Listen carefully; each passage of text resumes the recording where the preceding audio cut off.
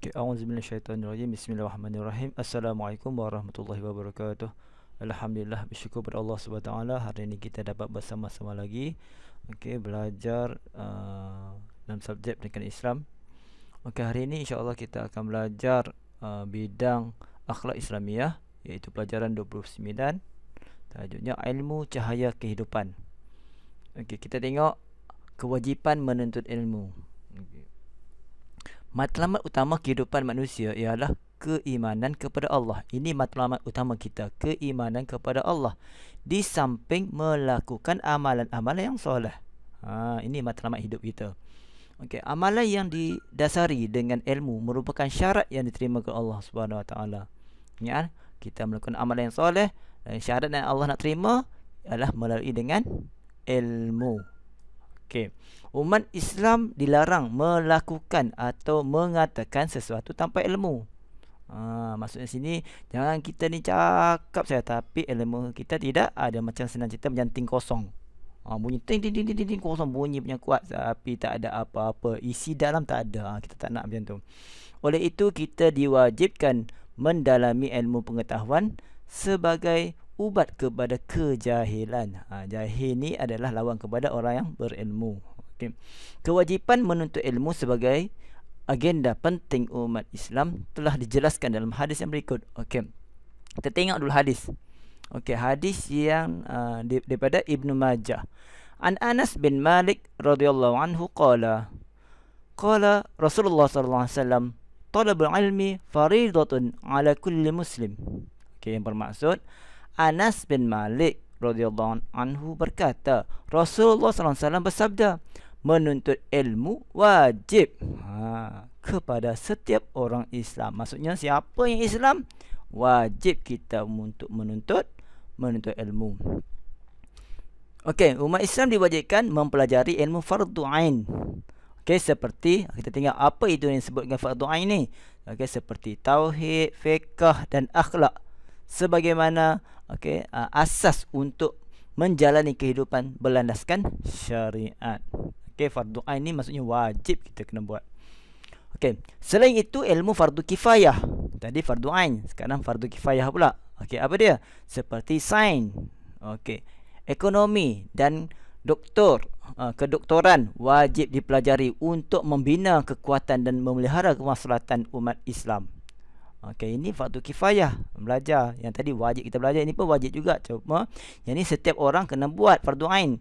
Jadi fardu kifayah ni adalah satu masyarakat ada juga seorang ataupun dua orang yang belajar. Itu fardu kifayah, maksudnya wajib juga. Kedua-dua jenis ilmu ini perlu dikuasai secara seimbang demi kesejahteraan umat dan kegemilangan Islam. Kedua kita kena ambil. Tengok pula adab. Nak belajar, nak ambil ilmu ni, dia ada adab-adabnya. Apakah adab nak menuntut ilmu ni? Ilmu ibarat cahaya yang menyuluh kehidupan. Untuk mendapatkan ilmu, kita perlulah mengamalkan adab-adabnya agar ilmu yang diperoleh diberkati, di samping dapat melahirkan ilmuwan yang berakhlak mulia. Dia berilmu dan dia juga berakhlak mulia. Itu yang kita nak. Serta mengamalkan ilmunya. Ada ilmu, berakhlak, dan dia mengamalkan ilmunya dengan sempurna. Itulah sebaik-baik manusia. Sebaik-baik makhluk. Kita tengok apakah ada adab untuk menuntut ilmu ni. Tengok betul-betul. Yang pertama, memuliakan dan menghormati guru. Penting bila kita nak menuntut ilmu, mesti kita kena ada guru. Jadi kita kena muliakan dia dan kita kena hormat dia. Yang kedua, menjauhi maksiat dan kemungkaran. Ketiga, mengisi masa lapang dengan perkataan yang berfaedah. Keempat, beramal dengan ilmu yang dipelajari. Kita belajar, kita kena amal. Kelima, tidak malu bertanya. Waktu kita belajar ni, terutamanya kamu nak belajar, sekali nak belajar.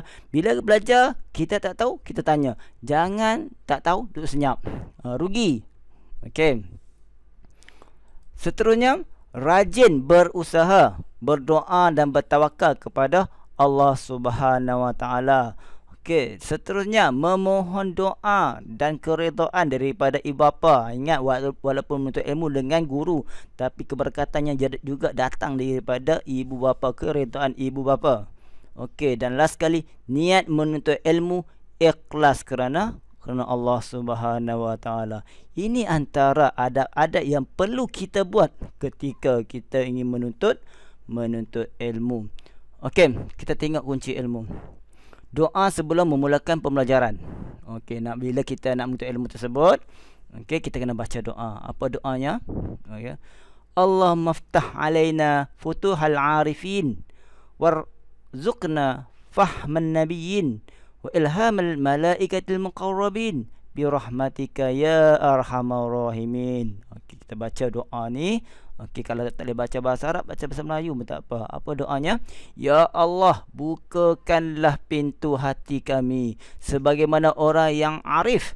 Kurniakanlah kepada kami kefahaman nabi-nabi dan ilham para malaikat yang hampir denganmu. Dengan rahmatmu, wahai Tuhan yang maha pemurah lagi maha penyayang. Dahsyat besar doa ini. Okey, kita tengok seterusnya, kepentingan. Kenapa kita kena jaga adab menuntut ilmu ni? Okey, itu maksudnya penting. Okey, dekat buku teks ini, okey, dia ada bagi satu gambaran. Okey, gambaran ni seolah-olah macam satu dialog di antara pelajar dengan cikgunya. Okey, melalui ni mungkin sosial media. Okey, mula Telegram ke WhatsApp ke apa kan. Okey, kita tengok. Okey, Ustaz try lakonkan sikit-sikit Okey, ni Ustaz akan baca. Assalamualaikum Ustaz. Maaf, saya ada suatu kemusykilan dan ingin bertanya. Waalaikumsalam. Kamu ingin bertanya tentang apa, Anas? Saya sedang menyediakan teks syarahan agama berkaitan dengan adab-adab menuntut ilmu dan kelebihannya. Bolehkah Ustaz jelaskan serba sedikit tentang kepentingan beradab ketika menuntut ilmu? Oh, itu mudah saja, Anas. Ibarat kata pepatah, buat baik dibalas baik. Sekiranya kamu menuntut ilmu dengan beradab, maka sudah pasti kamu akan mendapat ganjaran baik, kebaikan serta memperoleh banyak manfaat. Antara kepentingan termasuklah mendapat ganjaran pahala, manakala ilmu yang dipelajari mendapat keberkatan. Selain itu, kamu akan mencapai kejayaan dalam kehidupan serta mudah melakukan kebaikan dan ketaatan. Hidup kamu menjadi tenang dan masyarakat juga akan memandang tinggi terhadap kamu. Alhamdulillah, saya sudah faham Ustaz. Terima kasih banyak-banyak Ustaz atas penerangan tersebut. Okey, itu contoh je lah. Okey, minta maaf Ustaz, try baca dialog. Okey. Okey, kita tengok. Faham kan tadi kan? Ini antara yang Ustaz cakap tadi berkaitan dengan kepentingan menuntut ilmu. Okey, kita tengok kunci ilmu. Imam Syafi'i pernah berpesan, ilmu tidak akan dapat diperoleh kecuali dengan 6 perkara. Okey, yang pertama, az-zakat. Okey, iaitu apa az-zakat? Okey, maksud cerdas. Kedua, al-hirsu. Apa dia? Keinginan yang tinggi. Ketiga, al-ijtihad, iaitu bersungguh-sungguh.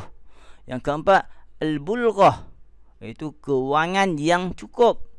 Kelima, suhbatul ustaz, iaitu berdamping dengan guru. Yang keenam, tul zaman, tempoh yang panjang. Okey, ini yang Imam Syafi'i dia pernah berpesan kepada anak dia ni pada anak dia, pada pelajar-pelajarnya, penuntut-penuntut ilmu. Okey, seterusnya kita tengok apakah akibat kalau kita ni tak beradab ketika menuntut ilmu. Apa akan jadi? Kita tengok sini. Seseorang murid yang tidak beradab ketika menuntut ilmu pasti akan memperoleh kesan yang buruk. Itu antaranya. Apa kesan buruknya? Akibat tidak beradab ketika menuntut ilmu. Yang pertama, pelajar itu akan dapat apa? Susah mengingati dan mengikuti ajaran guru. Dia belajar susah nak faham. Okey. Kedua, berdosa dan mendapat kemurkaan Allah SWT. Okey, ni auzubillah, ini dahsyat ni Ketiga, ilmu yang dipelajari tidak membawa kebaikan kepada dirinya. Dia just belajar je. Ada je ilmu masuk dalam kepala diri dia, tetapi dia tidak dapat nak amalkannya. Okey. Yang keempat, mudah terpengaruh dengan unsur-unsur negatif. Okey. Kelima, ilmu yang dipelajari tidak mendapat keberkatan Allah SWT. Dan last sekali, okey, dipandang hina oleh guru dan rakan-rakan. Okey, semua ni kita tak nak. Janganlah jadi pada diri kita. Okey. Inilah antara akibat-akibat atau kesan sekiranya kita tidak menjaga adab menuntut ilmu. Okey. Seterusnya, apa kelebihan pula pada orang yang berilmu ni? Jadi kita dah tuntut ilmu, kita jaga adab apa semua. Jadi apa kelebihan bagi orang yang menuntut ilmu ni? Kita tengok Allah meninggikan darjat orang yang berilmu. Siapa yang berilmu, Allah angkatkan darjat dia. Okey, mengatasi kedudukan orang yang berharta. Walaupun sebab tu kita tengok kalau orang kaya macam mana pun, kalau ilmu dia tidak ada, adab dia tidak ada, tiada apa-apa di sisi Allah Subhanahu taala. Okey, biar kita kaya di sisi Allah Subhanahu taala, biar darjat kita tinggi di sisi Allah Subhanahu taala. Sebab itulah kita kena menuntut ilmu yang betul. Okey, hal ini dapat dilihat dalam kisah Talut yang dilantik menjadi raja, pemimpin Bani Israel, kerana kekuatan tubuh dan ketinggian ilmunya walaupun dia seorang yang miskin. Tu zaman dulu. Okey, naik martabat dia. Orang yang berilmu, iaitu ulama, menjadi pewaris para nabi, dan pemimpin ke jalan kebaikan. Orang yang beramal dengan ilmunya akan menjadi contoh teladan dalam masyarakat. Orang berilmu yang menyampaikan ilmunya untuk kebaikan akan didoakan oleh semua makhluk di langit dan di bumi, dan dipermudah baginya jalan ke syurga. Orang yang keluar dari rumah dengan niat mencari ilmu ibarat berjihad di jalan Allah Subhanahu taala. Dahsyat. Banyak kelebihan-kelebihan bagi orang-orang yang berilmu. Kita tengok dalam Al-Quran. Dalam surah Al-Mujadalah ayat yang ke-11. Bismillahirrahmanirrahim. A'udzubillahi minasyaitonirrajim. Yarfa'illahu allazina amanu minkum wallazina utul ilma darajat. Allah SWT mengangkat darjat orang-orang yang beriman dan orang-orang yang berilmu antara kamu beberapa darjat. Dahsyat. Ini bukti dalil, maksud menunjukkan bahawasanya orang yang berilmu Allah akan angkat darjatnya di sisi Allah Subhanahu Wa Taala. Okey, tengok kunci ilmu. Islam telah melahirkan banyak tokoh ilmuwan yang terkenal. Antara yang termasuklah, ni kunci ilmu ni berkaitan dengan tokoh-tokoh ilmuwan. Yang pertama, Imam Abu Hanifah, Imam Malik, Imam Syafi'i dan Imam Ahmad. Okey. Imam ini adalah golongan imam-imam ni, dia pakar apa? Pakar dengan ilmu fiqh. Okey. Yang kedua, Ibn Sina, dia pakar bidang apa? Dia pakar bagi bidang perubatan. Al-Khawarizmi, dia pakar dalam bidang matematik. Okey. Al-Farabi, dia pakar dalam bidang falsafah. Al-Jabir bin Hayyan, dia pakar dalam bidang kimia. Okey, ini antara tokoh-tokoh ilmuwan, ilmuwan Islam. Banyak ilmu sains pun yang asalnya daripada tokoh-tokoh Islam. Okey, rasa setakat tu dulu. Kelas kita, pelajaran kita pada kali ini. Jadi sekiranya ada apa-apa persoalan, boleh tulis kat bawah, boleh tanya direct dengan Ustaz, boleh PM Ustaz, insya-Allah. Kalau tak ada apa-apa persoalan, kita tutup dengan majlis kita ni dengan tasbih kafarah wa suratul as. Subhanakallahumma hamdik asyhadu an la ilaha illa anta astaghfiruka wa atubu ilaik. Wal 'asr innal insana lafi khusr illa allazina amanu wa 'amilus solihat wa tawassaw bil haqq wa tawassaw bis sabr. Assalamualaikum warahmatullahi wabarakatuh. Terima kasih.